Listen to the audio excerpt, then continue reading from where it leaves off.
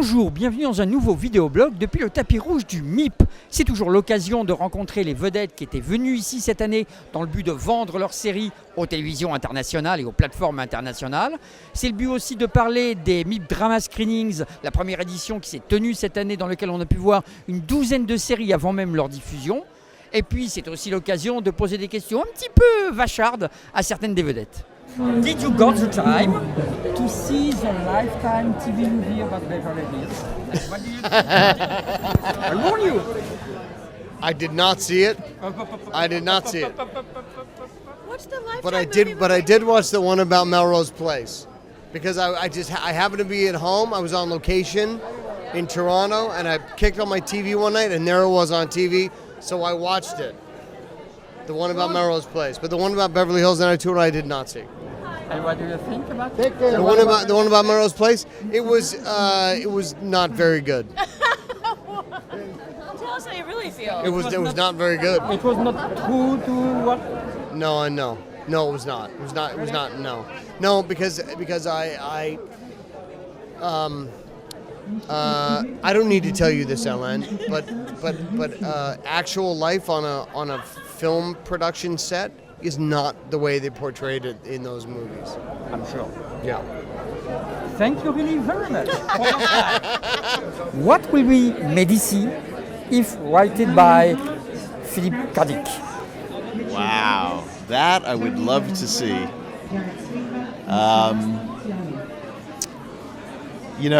It would be something that I can't imagine. Because his mind went to such unique places. And I do think it would be about the transcendental meaning of the Medici and their story. What a good story. That would be amazing. Amazing, yeah. I would have loved to have seen what he thought of the Medici, but we'll never know. Cette année au MIP, ce fut la première édition des MIP Drama Screenings. On a eu la chance de pouvoir voir une douzaine de séries avant leur diffusion.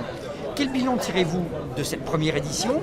Et est-ce qu'on aura la chance d'en voir plus encore les éditions prochaines? Bien entendu, on est ravis de cette première édition. Il y avait plus de 400 acheteurs qui étaient présents et surtout toutes les présentations des programmes, c'était vraiment très intéressant et ça montrait la grande diversité, la qualité des programmes qui viennent du monde entier.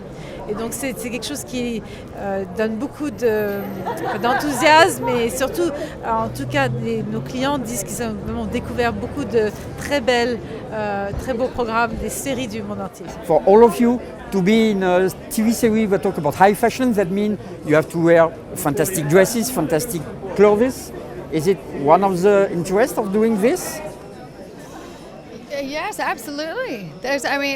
But the character is the most important thing. Anyway, but the clothes yes, are nice. but, It's important that you wear clothes when you're acting because, otherwise not it's necessarily, protecting the Richard. elements. Not necessarily. In most you roles, you act don't want to very spend the well whole time. without I spend a lot of time without clothes on. I think that it's always fascinating to see the underbelly of all that glitters is not gold, and to see something that presents as an idea of perfection, and then to see what is going on underneath it is always, to me, very appealing. Well, as an actor, I think any time that I am able to bring such an intense truth to the screen is an honor. It is an honor to all those who came before me, and to be able to leave it for those who come after me. I think it's very relevant because, as Jonathan said really beautifully, we're still dealing with all of these issues. These issues are not gone. There are still enslaved people. There are still enslaved minds, even the people that think they're free. And it's all fallout from what this was, So it will be relevant until we are able to change our world and change ourselves and become more humane with eeach other. I'm not sure I can say that any better than Anika just. After being a vampire, dealing with vampires. Look, sometimes you get to play dress up and make believe, and it's fun and it's frivolous, and sometimes you get to recreate things that really matter to. I know it sounds kind of pompous, but to humanity as a whole, and this is such an important story to tell and to retell and to make sure people don't forget. And I just feel really grateful that I got to be a part of it. I have a lot of fear in my life. I live in the world of fear. But I've never been afraid of any role I've taken on. Great. I take responsibility for what I do all the time.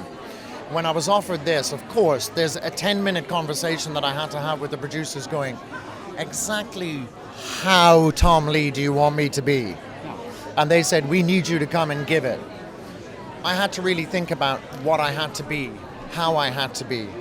And I accepted that. I accepted that responsibility. Now, I am not a good person in the production, but I am necessary for the lesson to be learned.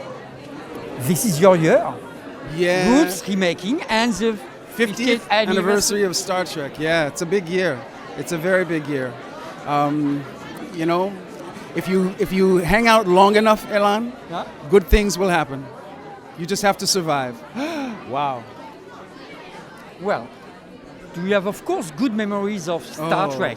Oh, of course. It was a fantastic experience. Yeah. Being Geordi LaForge for so long. Yeah, 7 years and 4 movies. It was a groundbreaking TV show. I think so. I think so too. And it was also a show that followed in the footsteps of a groundbreaking TV show. Yeah, definitely. So I think my experience with Star Trek gave me a little bit of a heads up of what it would be like to remake Roots. And of course, Roots was the start of everything for you. And Roots now was my first you job. are producing the remake of Roots. Yeah. You must feel incredibly very proud, very proud, very, very proud indeed. Did you ever think at the beginning when you played Kunta Kinte that you would be here at MIP? Alain, I had no clue. In fact, I was very skeptical when I first heard that Roots was going to be remade. And then I got a call from Mark Wolper, the son of David Wolper, the producer of the original Roots, and he explained to me his reasons for wanting to remake it, and it had everything to do with sharing this story with a new generation, a generation that hadn't seen it. Still relevant to a new generation? More relevant today, perhaps, than in 1977 when it first premiered, the original. Oh, yeah. Absolutely. You have but to look around the world, Alain, and see the discord, right, that exists. Certainly in America, here in France, there's also, right, there are plenty of reasons why we still need to be reminded of this story. You know, they say that those who forget the past are what? Condemned to repeat it. We can't forget the past. We can't forget. I grew up in California, in Sacramento, California, and I'm a big fan of science fiction, have been my entire life. As a kid, it was very rare for me to read in the pages of those science fiction novels about heroes who looked like me. So Gene Roddenberry's vision of the future was one that captivated me because it embraced me. So to have grown up and become a part of that storytelling mythos is, I don't have words to explain to you what that means to me. Et voilà, comment avoir autant de stars en quelques minutes? Eh bien c'est simple, vous venez au MIP. Rendez-vous au prochain blog.